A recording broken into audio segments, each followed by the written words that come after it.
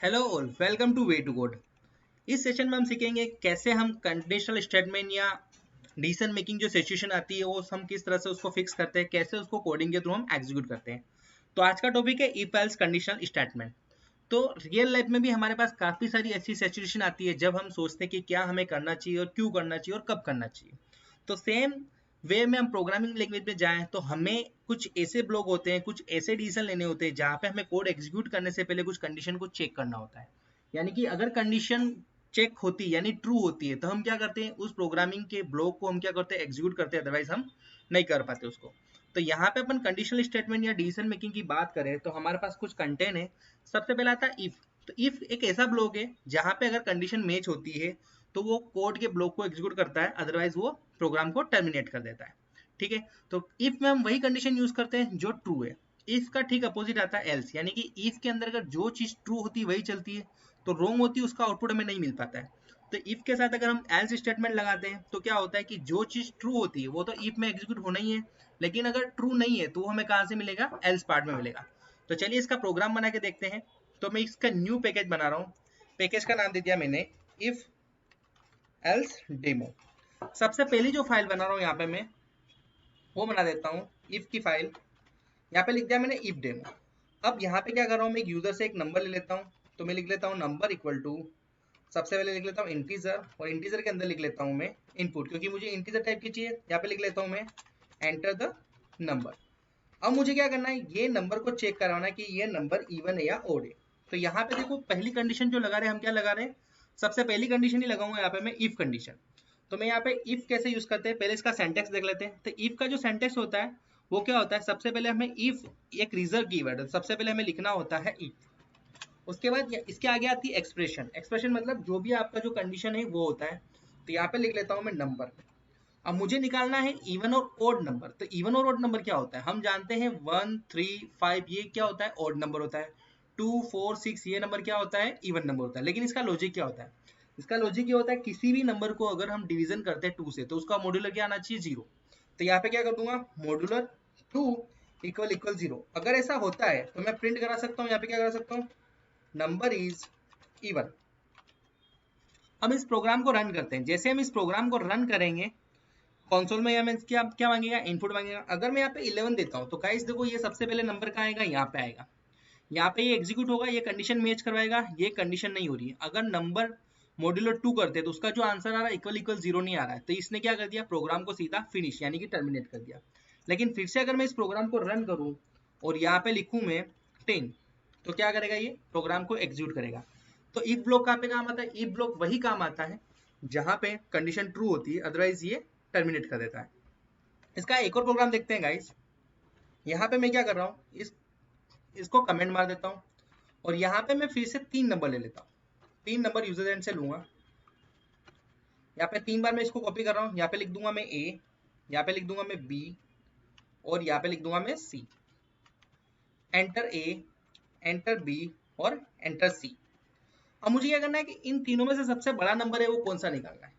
तो देखो यहाँ पे मुझे क्या करना पड़ेगा, इनको आपस में कंपेयर करना पड़ेगा। तो मुझे कंपेयर करना पड़ेगा ए को बी के साथ, बी को सी के साथ, बी को ए के साथ, बी को सी के साथ, और सी को ए के साथ और सी को बी के साथ। तो हमने पिछले सेशन में हमने पढ़ा था ऑपरेटर्स। तो ऑपरेटर्स के अंदर हमने पढ़ा था एंड ऑपरेटर। तो एंड ऑपरेटर क्या करता है, दो कंबाइंड कंडीशन को चेक करता है। अगर दोनों कंडीशन ट्रू होती है तो वो रिटर्न करता है ट्रू, अदरवाइज नहीं करता है। तो सेम लॉजिक हम यहाँ पे लगा देंगे। यहाँ पे लगा देंगे ए बड़ा है बी से एंड ए बड़ा है सी से। अगर ऐसा होता है तो क्या कर देगा, print A is largest. Okay, simple logic है। तो हमने ये इफ कंडीशन लगा दी ओनली। तो एक और इफ कंडीशन लगा देंगे। ये किसके लिए होगी, ये होगी ए के लिए।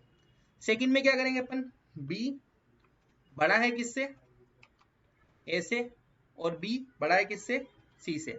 अगर ऐसा होगा तो क्या आ जाएगा, बी इज लार्जेस्ट। सेम में उठा के फिर से नीचे रख देता हूं।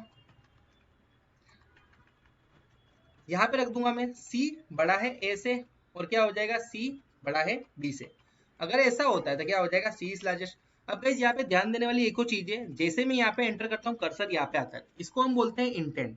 अगर मैं इंटेंट को आगे लेके चला जाऊंगा तो ये रॉन्ग हो जाएगा। ठीक है, तो इंटेंट को मेंटेन भी करना है। कहीं गलती से अगर प्रेस हो गया एंटर तो ये इसका इंटेंट बिगाड़ सकता है, जो आपको देखना है।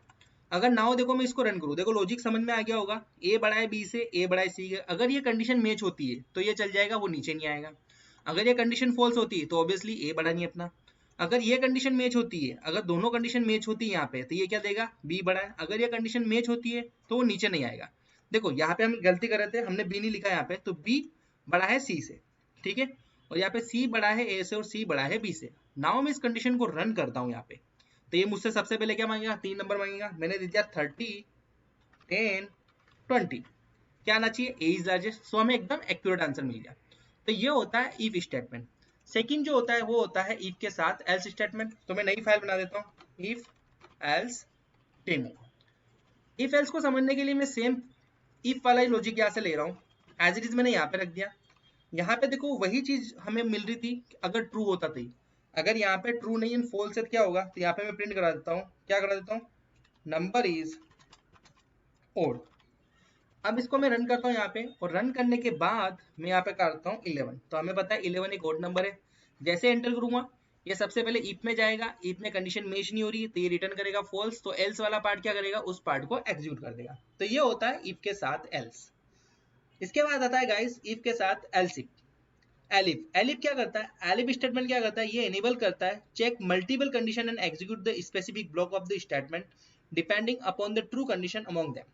यानी कि मेरे पास देखिए, इसको प्रोग्राम से समझते हैं इसको भी। तो नेक्स्ट वाला पार्ट में कर लेता हूँ, नेक्स्ट फाइल बना देता हूँ। यहाँ पे मैं इसका नाम दे रहा हूँ एलिफ डेमो। सपोज मान लो मेरे पास क्या है, यहाँ पे एक नंबर है, ठीक है। अब ये नंबर वेरिएबल मेरे पास एक ही है, लेकिन इस नंबर के बाद अगर इस नंबर के अंदर मैं डिफरेंट डिफरेंट जब भी वैल्यू डालता हूँ तो मुझे डिफरेंट डिफरेंट आंसर चाहिए। सपोज मान लिया मैंने यहाँ पे कर दिया नंबर इक्वल इक्वल 10। अगर ऐसा होता तो मैंने यहाँ पे क्या कर दिया, नंबर इज 10, ये प्रिंट करा दिया। अगर मान लो 20 आता क्या आता है, मैं पूरा इंटेंट को आगे लेके जा रहा हूँ, यहाँ पे लिख रहा हूँ एलिफ, हमें ये यूज करना है। यहाँ पे आ जाएगा नंबर इक्वल इक्वल टू 20, तो क्या हो जाएगा, प्रिंट नंबर इज 20। उसके बाद एक और बार मार रहा हूँ यहाँ पे कंडीशन में, एन नंबर ऑफ कंडीशन आप ले सकते हो, हम कुछ और कंडीशन लेके देखते हैं। नंबर इज 30, और यहाँ पे प्रिंट कर दूंगा नंबर इज 30। एक बार और ले लेता हूँ मैं एलिफ, यहाँ पे ले लेता हूँ नंबर इक्वल इक्वल 40। अगर ऐसा होता है तो प्रिंट करा दूंगा नंबर इज 40। और जब कोई मैच नहीं हुआ, लास्ट में एक डिफॉल्ट स्टेटमेंट आती है एल्स, तो यहाँ पे मैं लिख दूंगा नंबर इज नॉट मैच। अब ये यूज कैसे होगा,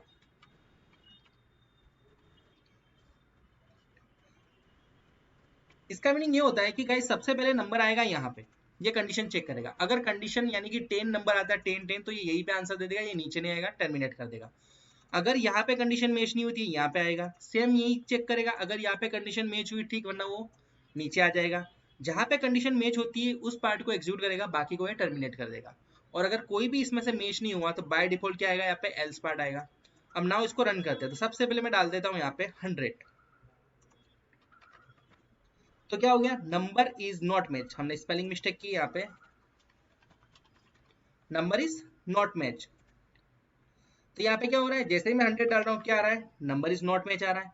अगर मैं यहाँ पे देता हूँ 40, तो क्या कर देगा, नंबर इज 40, यानी कि जिस कंडीशन को मैच हो रही है वही पे आ रहा है। पर देखो नंबर यहाँ पे वेरिएबल मेरा एक ही है, लेकिन इसकी डिफरेंट डिफरेंट फॉर्म के अंदर मैं क्या कर रहा हूँ, डिफरेंट लॉजिक लगा के इसको एग्जीक्यूट करता हूँ। तो ये होता है एल्स इफ। तो गाइस हमने सबसे पहले देखा इफ, इफ के बाद देखा अपन ने इफ एल्स, इफ एल्स के बाद देखा आपने एल्स इफ। अब सबसे लास्ट में आता है, वो आता है नेस्टेड इफ। यानी कि नेस्टेड इफ क्या होता है, नेस्टेड इफ का मीनिंग ये होता है कि इफ के अंदर एक और इफ, यानी कि मेरी एक इफ कंडीशन है, उस इफ कंडीशन के अंदर मैंने क्या किया, वहां पे एक और कंडीशन लगा दी। इसको अपन क्या बोल सकते हैं, इसको अपन बोलते हैं नेस्टेड इफ। ओके, तो नेस्टेड इफ भी काफी यूज होता है कंडीशन के अंदर। कंडीशन हमें बहुत सारी जगह यूज करने होते हैं, तो वो भी हम अच्छे से सीख लेते हैं कैसे यूज करेगा। इसका सिंपल सा बोल सकते हैं अपन, nested if statement enable to use if else statement inside and another if statement. Okay, तो एक और फाइल बना देता हूं मैं यहाँ पे, नेस्टेड इफ डेमो, ठीक है। अब यहाँ पे क्या कर रहा हूँ, मैं एक वेरिएबल लेता हूँ, a equal to 10, b equal to 20, c equal to 30। सबसे पहली कंडीशन दे रहा हूँ, a इक्वल इक्वल अगर 10 है तो मैं यहाँ पे प्रिंट कर दूंगा नंबर इज 10। अगर ऐसा नहीं है तो मैं प्रिंट कर दूंगा नंबर इज नॉट 10। ठीक है, मैं इसको कॉपी कर लेता हूँ। अगर ये कंडीशन एग्जीक्यूट होता है, अगर ट्रू होती है नंबर ए इक्वल टू 10 जो कि सही है, तो मैं क्या कर रहा हूँ, एक और अंदर एक और कंडीशन लगा देता हूँ, उस पर लिख लेता हूँ बी इक्वल इक्वल 20। अगर ऐसा है तो मैं क्या कर दूंगा, यहाँ पे मैसेज दे दूंगा नंबर इज 20। और अगर ये कंडीशन रॉन्ग है तो मैं यहाँ पे क्या दे दूंगा, प्रिंट नंबर इज नॉट 20। ठीक, इसके बाद एक और कंडीशन इसके अंदर लगा रहा हूँ, इफ सी इक्वल इक्वल 30। अगर ऐसा है तो क्या कर दूंगा, नंबर इज 30। और अगर ये कंडीशन मैच नहीं होती है तो यहाँ पे क्या आ जाएगा, नंबर इज नॉट 30। देखो गाइस, मैंने इस प्रोग्राम को थोड़ा लॉन्ग कर दिया है। 3 वेरिएबल है ए बी सी, ए के अंदर 10 है, बी के अंदर 20 है, सी के अंदर 30 है। सबसे पहले कर्सर आएगा if A equal equal 10। Obviously ये कंडीशन सही है तो ये क्या आउटपुट देगा, नंबर इज 10। अब इफ के अंदर एक और इफ कंडीशन, तो जैसे ही ये इफ कंडीशन मेरी क्लियर होती है, सेकंड इफ कंडीशन मैंने एक और लगा रखी है जो कि है बी इक्वल इक्वल 20। ये भी सही है तो ये प्रिंट करेगा नंबर इज 20। अब इफ सी इक्वल इक्वल 30, तो ये सही है, तो यहाँ पे मुझे आंसर क्या मिलेगा, number is 10, number is 20, number is 30। ठीक है, अगर मैं मान लो यहाँ पे 11 कर देता हूँ तो पहली ही कंडीशन मेरी रॉन्ग हो गई, तो पहले ही इफ के एल्स में चला जाएगा और वहां पे क्या आएगा, नंबर इज नॉट 10। अगर यहाँ पे 10 रहता है, यहाँ पे मैं 21 कर देता हूँ, तो पहला तो एग्जीक्यूट हो जाएगा, नंबर इज 10, लेकिन आंसर क्या आएगा, नंबर इज नॉट 20 सेकेंड वाला। तो एक कंडीशन ट्रू है तो ये दूसरी कंडीशन में जाएगा, अगर दूसरी कंडीशन ट्रू नहीं है तो ये उसके एल्स पार्ट में चला जाएगा। तो ये इस टाइप से वर्क करता है। तो ये था कंडीशनल स्टेटमेंट जिसको हमने अच्छे से देखा। ठीक है, एक प्रोग्राम और करना चाहो तो कर सकते हैं हम इसके अंदर। एक और प्रोग्राम हम क्या कर सकते हैं कि अगर मान लो कि मेरे पास एक मार्क्स नाम का एक वेरिएबल है, उसके अंदर अगर डिफरेंट डिफरेंट टाइप की वैल्यू आ रही है तो हम क्या करेंगे, तो एक प्रोग्राम और देख लेते हैं। तो वो प्रोग्राम मैं इसी के अंदर देख रहा हूँ गाइज, एक नई फाइल नहीं बना रहा हूँ। चलिए वो नई एक फाइल बना देता हूँ, यहाँ पे लिख लेता हूँ मैं MARKES। एक मार्क का मुझे बनाना है तो मैं यहाँ पे लिख देता हूँ मार्क्स डेमो। ठीक है, सबसे पहले मैं क्या करता हूँ, ये मेरा एक वेरिएबल है, मुझे इंटीजर टाइप की वैल्यू चाहिए, तो इसके अंदर लिख दूंगा मैं इनपुट और यहाँ पे लिख दूंगा एंटर द मार्क। ठीक है, अब ये जो मार्क्स आता है इसके साथ मैं अलग अलग ऑपरेशन परफॉर्म करूंगा। कैसे, सबसे पहली कंडीशन लगाऊंगा, अगर मार्क 85 से बड़ा है और 100 से छोटा है तो मुझे क्या चाहिए, ए ग्रेड। तो पहली कंडीशन क्या आ जाएगा, इफ मार्क्स किससे बड़ा है, 85 से, and mark less than equal to 100। Okay, तो यहाँ पे क्या प्रिंट कर दूंगा, ए ग्रेड। ठीक है, नीचे आऊंगा, यहाँ पे एल सिप लगा दूंगा मैं। एल सिप के अंदर क्या करूंगा, सेम कंडीशन देखो मैं यहाँ से ले रहा हूँ और यहाँ रख देता हूँ, लेकिन यहाँ पे कंडीशन चेक हो जाएगी। यहाँ पे क्या चेंज कर दूंगा, यहाँ पे कर दूंगा मैं 60 और यहाँ पे क्या कर दूंगा मैं 85। ठीक है, अगर ऐसा आता है तो मैं यहाँ पे क्या लिख दूंगा, बी ग्रेड। सेम मैं कोड कॉपी कर रहा हूँ, as it is indent maintain करके मैं आगे डाल देता हूँ। यहाँ पे क्या डाल देता हूँ 45 और यहाँ पे क्या डाल रहा हूँ मैं 60। अगर ऐसा होता है तो मैं यहाँ पे क्या लिख दूंगा, सी ग्रेड। फिर से मैं कंडीशन यहाँ पे नीचे ले रहा हूँ और यहाँ पे डाल देता हूँ मैं 35 और यहाँ पे डाल देता हूँ मैं 45। अगर ऐसा आता है तो मैं डाल देता हूँ डी ग्रेड। और सबसे लास्ट में आएगी एल्स स्टेटमेंट, तो यहाँ पे लिख देता हूँ मैं ट्राई नेक्स्ट ईयर। ठीक है, अब ये प्रोग्राम बिल्कुल सिंपल सा है। क्या किया, जो भी मार्क्स आएंगे पहली कंडीशन जाएगी। अब यहाँ पे अपन ने एंड ऑपरेटर क्यों लगाया, क्योंकि हमने दो कंडीशन को मैच करवाया। तो एंड ऑपरेटर क्या करता है, जब दोनों कंडीशन ट्रू होती तो उसके अकॉर्डिंग एग्जीक्यूट करता है। तो सबसे पहले मार्क्स आएगा, मार्क्स क्या आएगा 85 से बड़ा लेकिन 100 या उसके इक्वल, तो क्या आ जाएगा, ए ग्रेड।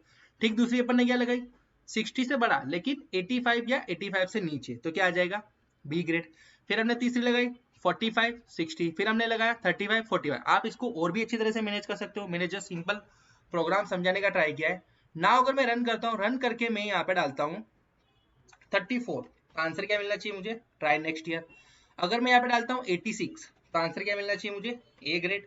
और अगर मैं डालता हूँ यहाँ पे 44, तो मुझे आंसर क्या मिलना चाहिए, C grade, sorry B grade. ठीक है, तो ये था हमारा प्रोग्राम गाइस। प्लीज अगर आपको ये वीडियो अच्छा लगा हो तो लाइक करिए, शेयर करिए और सब्सक्राइब करिए, और जितना ज़्यादा हो अपने फ्रेंड सर्कल के साथ शेयर करिए, जिससे बहुत सारे लोग ऑनलाइन ट्रेनिंग पूरी पाइथन डेवलपमेंट पूरा अच्छे से फ्री ऑफ कॉस्ट अच्छे से सीख पाए। Thank you guys so much.